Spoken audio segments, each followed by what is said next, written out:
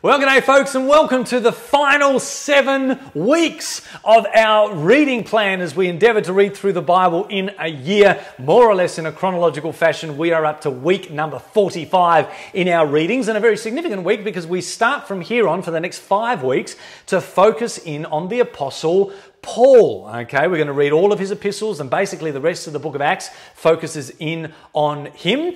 This week we're heading into Galatians and 1st and 2nd Thessalonians, the earliest of his epistles, and also a few more chapters of the narrative in Acts. But before I look at that, I want to first of all talk a little bit about Paul as a character. Okay, what do we know about this man? Well, as we read last week, he encounters Jesus in Acts chapter 9 around about AD 33, 34, so 3 to 4 years after Jesus is gone. Jesus commissions him. He preaches in Damascus where he was, about to persecute Christians. He preaches in the synagogues there. He ends up a few years later in Jerusalem where he meets Peter and some of the original apostles that walked with Jesus, no doubt asking them to share their stories about Jesus' life and ministry and miracles and teachings. In fact, it seems highly likely that he might have even got an early copy of Matthew's Gospel with some of Jesus' teachings in writing when he was down there in Jerusalem. But then, of course, as is often the way with Paul, he is driven out of Jerusalem under threat of his life. Basically, he is persecuted by the Jews down there who are not happy that one who was on their side has now suddenly had a massive turnaround and is preaching this heresy about Jesus. And then, after being expelled from Jerusalem, he basically disappears for 10 years. He goes into exile. He goes in completely off the grid for a decade until Barnabas grabs him and takes him up to Antioch, about 500 kilometers north of Jerusalem, where he basically helps this growing multi-ethnic church there, and from there bases his apostolic ministry 14 years after his first encounter with Jesus. So obviously those 10 years, were not wasted. Though he may not have been in public ministry, but no doubt he spent that decade honing his message, studying, going back to the scripture that he'd studied all his life, seeing how that matched with the Jesus that he encountered on the Damascus Road, with the stories of the apostles in Jerusalem, with the sayings of Jesus, the teachings that he had in writing from what Jesus had taught over those 3.5 years. Paul used that decade to hone his message, so when he emerged from that, he became one of the most powerful, in fact, you could really argue, the most influential Christian in human history. A great choice for Jesus to choose to be his witness to the non-Jewish world. Not only a passionate man, but man who loved and valued the scripture and was able to put it all together in a way that made sense to both Jews and non-Jews. And of course, Paul also had a great mix about him as a man that was very relevant to that culture. Do you remember a few weeks ago I did a video on the intertestamental period? What made the world that Jesus was born into? And I said that there were 3 things. The world of the first century, the world we're interested in anyway, was formed by Roman politics, the culture of Greece or Hellenistic culture, and the religion of Second Temple Judaism. These are the 3 ingredients that make the New Testament world, basically, okay? Well, guess what? Saul of Tarsus had all of those 3 things in his personal life, all right? He was a Roman citizen. Politics of Rome. He was well acquainted with Greek culture and philosophy. In fact, we see this week he argues with Greek philosophers and quotes their own philosophers to them. So he was very well acquainted with Hellenistic culture. But lastly, he was a Hebrew of Hebrews, and the Hebrew Bible, he was trained in Jerusalem by Judaism's best teachers, and the Old Testament oozes out of every pore of his being. So this is one of the reasons these are some of the things that made Saul of Tarsus, or Paul the Apostle, who he was and made him so effective in this part in history. All right, so you're really going to enjoy reading him these next 5 weeks. This week, running out of breath. This week we read his earliest 3 epistles, okay? They're all written in the mid to late 40s, okay? Galatians, and then 2nd Thessalonians and 1st Thessalonians, because I believe that's the order that they were written. Read it that way and I'm sure you will agree. Okay, here's 3 things I want you to look out for as you read the epistles and the book of Acts this week. The first thing is very obvious. Pay attention to the pattern of Paul's ministry. Basically, where he goes to the Jewish community first and preaches the gospel to them, explaining the scriptures.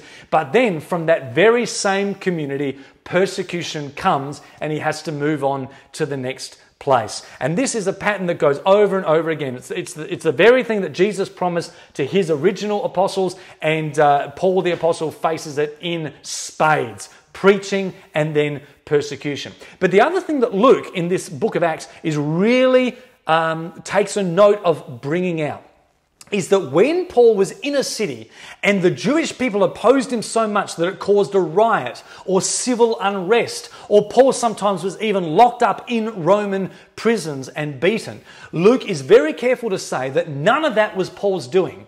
None of that was Paul's initiative. And this is really important because at the end of the book of Acts, Paul is in Rome in a prison about to go on trial. And so it's important for Luke to write to say, listen, Paul, while everywhere he's gone, there has been civil unrest has followed. It was never Paul's fault. Paul was innocent of causing that. It was always, only ever, his Jewish religious opponents that caused that civil unrest. All right, so just notice that, because that is a thread that goes all the way through the book of Acts. And it's one of the reasons that some of us believe that Theophilus, who book of Acts was written to, might have been on Paul's defense team. He might have been one of Paul's legal defense attorneys, basically, or have something to do with Paul's trial, because all that narrative about Paul being innocent, Paul is not, he is a friend of Rome, all right? He's a friend of Rome. The only people that are causing problems are the first century religious Jews who oppose his message on religious grounds. So keep that in mind. The persecution that comes against Paul is always by religious zealots, just like he was, okay? Before he encountered Jesus. It's always coming from that camp, never from the Romans properly. Okay, so just keep that in mind.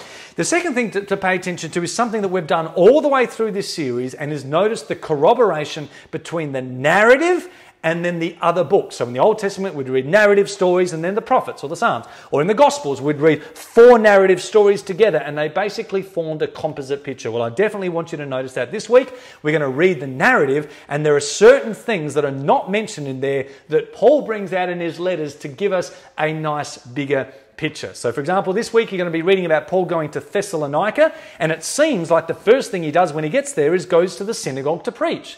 But actually, when he writes his letter to them, you find out that's not the first thing he did. The first thing he did when he went there was get a job. He started making tents. And so reading the two together gives you a bigger picture. When you read Galatians, you find out that when he first went to them, he had something wrong with his eye. He had a weakness in his body where they loved him so much they would have torn out their eye and given it to him. And you think, well, what was that? Was that some disease? Was it conjunctivitis? Was it malaria? What the heck was that? Well, when you read the book of Acts, you find out that when he first went Galatia, it was straight after he'd been stoned almost to death.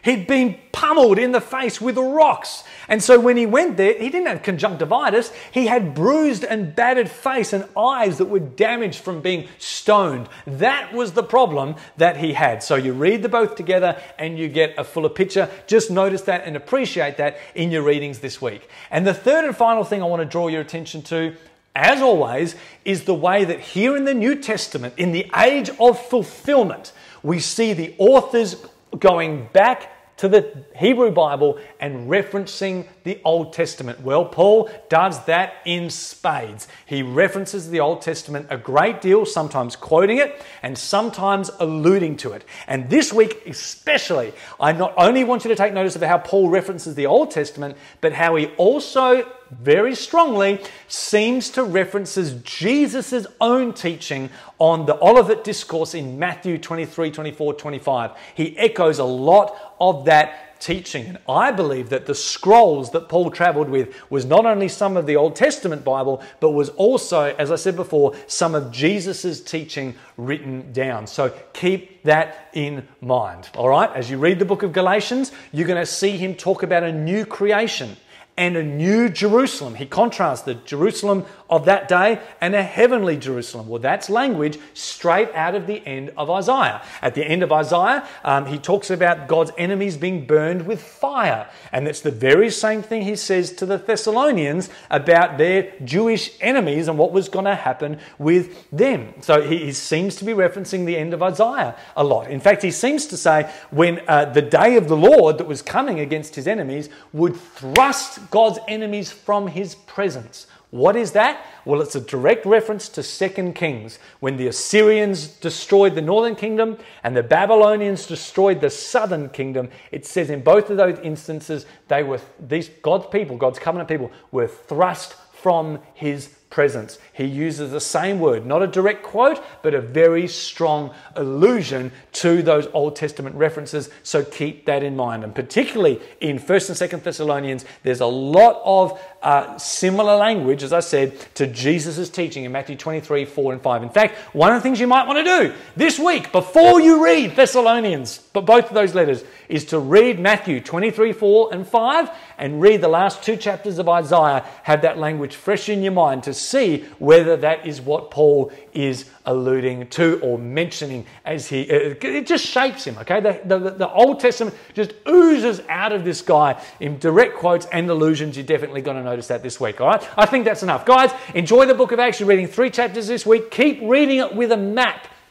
Okay, because you're going to have to trace Paul's travels. Please do that. Remember to hyperlink if you've got time to go back and read the Old Testament. And lastly, and I just want to say this once, I can't talk about it too much because it'll take up too much time, but I want you to read those 3 epistles in one sitting each, and I want you to do it in this order: Galatians, 2 Thessalonians, then 1 Thessalonians, because I believe that 2 Thessalonians was actually written first.